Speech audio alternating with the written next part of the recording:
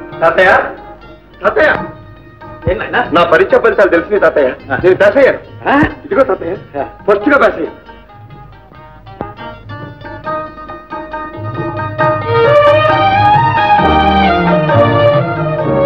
అదేమిటి తాతయ్య కళ్ళ నీళ్లు పెడుతున్నావు ఎందుకు?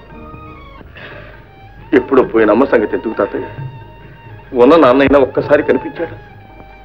ఇక నాకు తల్లి తండ్రి అంతా నువ్వే తాతయ్య. నాకెవ్వడు లేదు. అమ్మలాగే నాన్న కూడా ఎక్కడో చచ్చిపోయి ఉంటాడు తాతయ్య. అలా అన్నకు బాబు, మీ నాన్న బ్రతికే ఉన్నాడు. తప్పకుండా ఏనాడో ఒకనాడు వస్తాడు. పోనీలే తాతయ్య, ఇప్పుడు ఆ సంగతి ఎందుకు? కావాలి బాబు, నిన్ను ఇంకా పై చదువులు చదివించాలంటే నా వల్లేమవుతుంది. మీ నాన్న సహాయానికి పోవలసింది. అంటే నాన్నగారు ఎక్కడున్నారో మీకు తెలుసా తాతయ్య? తెలుసని కాదు, కానీ పట్నంలో విశ్వనాథం గారిని ఓ శ్రీమంతుడున్నాడు. ఆయనకు మీ నాన్నకు ఒకటే ప్రాణం. ఓహో, ఆయనే నీ చదువుకు సాయం చేస్తాన్నాడు బాబు. అయితే వారిని అడిగితే నాన్నగారి సంగతి తెలుస్తుందన్నమాట. తెలియవచ్చు, కనుక్కుందాం. తాతయ్య తాతయ్య, అయితే నేను మా నాన్నను చూస్తానన్నమాట.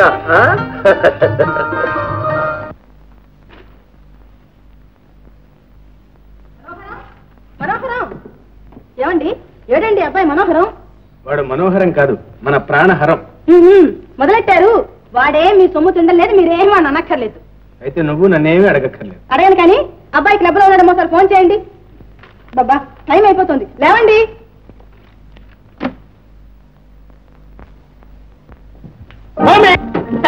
జరుచుకున్నావా మమ్మీ? నేను మనోహరాన్ని కాదు, ప్రాణహరాన్ని. చిచ్చి, లక్ష్మీ బట్టి అండ్ కంపెనీ ప్రైవేట్ లిమిటెడ్ గారి మనవడివి. ఏం బుద్ధులు రా ఇది? మమ్మీ, అసలే నాన్నకు నేనంటే చాలా కష్టం. నాన్న ఎదురుగా అన్నావంటే నాకు చాలా ఇన్సల్ట్, అవమానం. ఇట్లాంటి కొడుకులు కన్నందుకు మీ నాన్నకే ఇన్సల్ట్, మనకేమిరా? Good, very good. సరే గాని నువ్వు లోపలికి పోయి క్షణాలే డ్రెస్ మార్చురా. ఎందుకు మమ్మీ? క్లబ్ లో మీటింగ్ వెళ్ళాలి. అప్పుడు అరగంట లేట్ అయిపోయింది. పదకొండగా నువ్వు పో మమ్మీ. ఆంధ్రదేశంలో అనుకున్న టైంకి మీటింగ్లు మొదలు పెడతారా? నువ్వు పదరా అంటుంటాను. అది కాదు మమ్మీ, అది కాదు. కొంచెం చేతి కాలు మమ్మీ.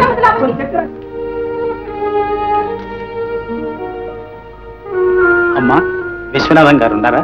ఎందుకు? నేనున్నానుగా, నాతో చెప్పరాదు? వారితోనే మాట్లాడాలి. అబ్బో, ఏమిటో అంతటి మహత్కార్యం. స్కూళ్ళని, కళలని, దేవుళ్ళని ఏదో పేరు చెప్పి చందాలు వసూలు చేయడం, అవన్నీ దిగమిగి కూర్చోవడం, ఇదో రకం హై క్లాస్ దోపిడీ. ఏమయ్యా, ఈసారైనా డబ్బు తెచ్చావా, ఒట్టి చేతులతోనే వచ్చావా? తీసుకొచ్చాను బాబు. లోపల కదా.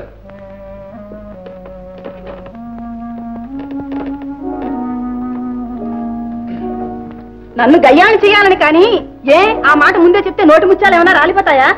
నాయనా మనోహరం, కష్టమో నిష్ఠూరమో పడి ఇన్నాళ్ళు సాక్కొచ్చాను. ఇక నీ సహాయంతోనే వాడు బుద్ధిలోకి రావాలి. ఆయన మావయ్య, కన్న కొడుక్కి చదువు చెప్పించడం కూడా సహాయం. అది నా కర్తవ్యం కాదు. తండ్రిని బ్రతికుండు కూడా చచ్చిన వాడితో సమానమే. అలా అనుకు నాయన, అలా అనుకు బాబు. వాడు తండ్రిని చూడాలని ఎంతో తహతహలాడిపోతున్నాడు. ఏం చేస్తాం? తీసుకురాలేకపోయారా? కళ్ళతోనైనా చూసుకునేవాడిని. వచ్చాడు, కానీ ఎందుకులే బాబు. లక్ష్మీపతి గారికి మాట ఇచ్చాం. పైగా ఈ రహస్యం బయటికి పొక్కిందంటే నీకు ఈ మాత్రం సుఖం కూడా లేకుండా పోయాను. సుఖం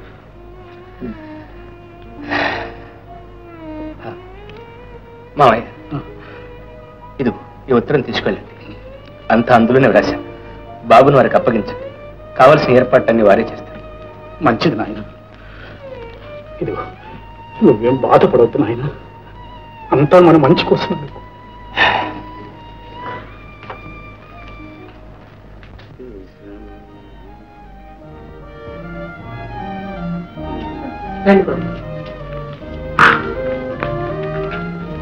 నమస్కారం అండి. నమస్కారం. రండి, కూర్చోండి. ఏంటి మీరు కూర్చుంటారా, మీరు నిలబడమంటారా? అయ్యా, కూర్చోండి. అబ్బాయి ఎక్కడ? అబ్బాయి అక్కడ బయట వరండాలో కూర్చోబెట్టానండి.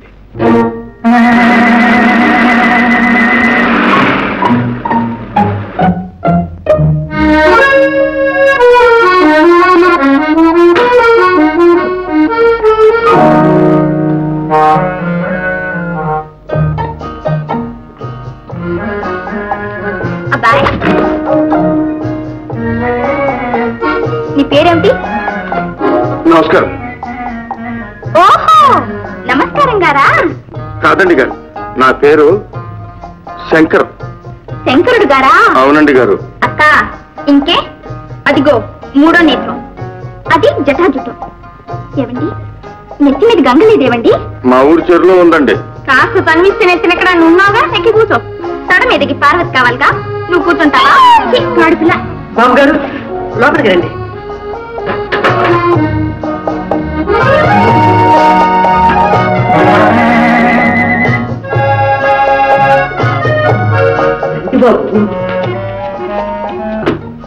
పేరేమిటి? శంకరం. శంకరం. నైస్. ఒక్క నిమిషం వస్తుంది.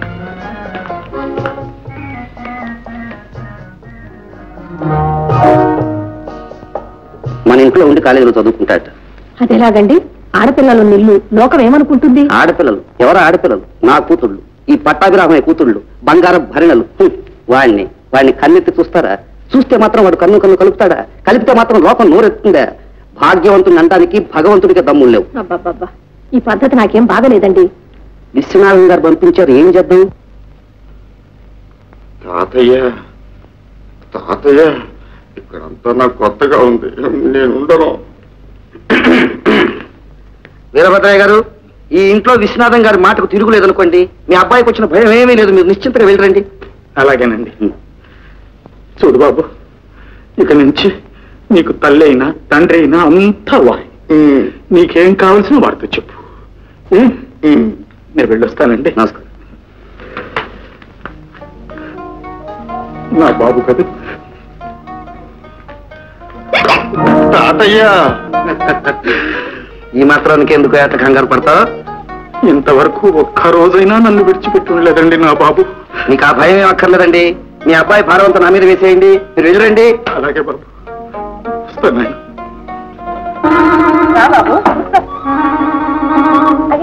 అదేంటి అక్కడ కూర్చున్నావు? ఇక్కడ కూర్చో. నాకు అలవాట్లేదండి. ఏటా కూర్చోటా తింటావా?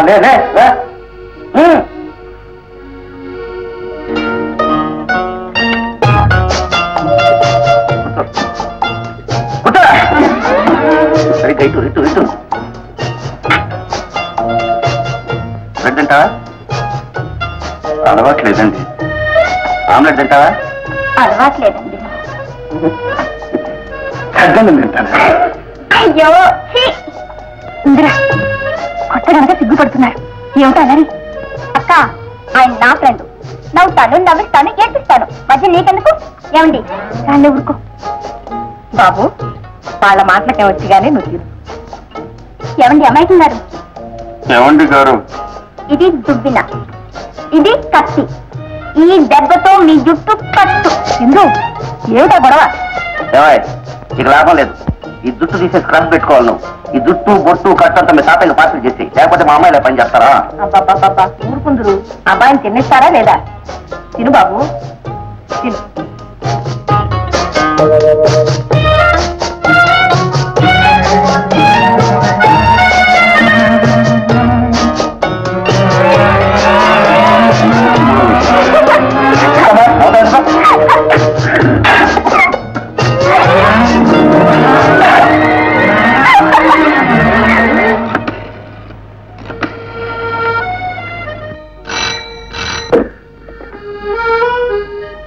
కాంట్రాక్టర్ పట్టాభిరామయ్య గారు స్పీకింగ్ హియర్. పటాభే, నేనే నోయ్. చూడు, మీ ఇంటికి ఒక కుర్రవాడిని పంపించాను. తూచా అదేమిటో మరి ఆ పల్లెటూరు వాళ్ళకం వాడును. ఆ మగ పరుషుడు కంటే ఆడపిల్లలు మా వాళ్ళు నయమే. అవును, ఇంతకుముందు ఎన్నడూ బస్తీ అయినా చూశారు కదా పాపం. అదంతా ఒక పెద్ద కథలే, తర్వాత చెప్తాను. చూడు, నా కొడుకునే నీ ఇంటికి పంపిస్తే ఎలా చూసుకుంటావో అలా చూసుకోవాలి. Thank you. సరే, అబ్బాయి కాలేజీకి వెళ్ళడానికి రావడానికి మీ కారులో వీలవుతుందా? తప్పుతుందని ఆయన ఆత్మమిత్రుడు విశ్వనాథం పంపినప్పుడు. అందులో ఈ పట్టాభి స్నేహం అంటే పది చచ్చేవాడాయా? కారులో ఏమిటో కావాలంటే నా వీపు మీద మోసుకుపోతాను. స్నేహం అంటే స్నేహమే. అవును, స్నేహం ముఖ్యం కదా. అందుకే ఏ హాస్టల్లోనే పెట్టకుండా నేను ఇంటికి పంపించాను. అలాగే ఉంటాను. Thank you.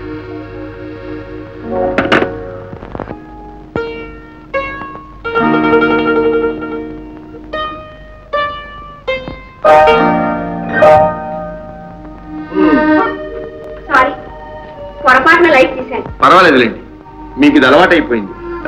మీరు కావాలనే లైట్ తీశారనుకున్నాను. క్షమించండి, వస్తాను. చూడండి,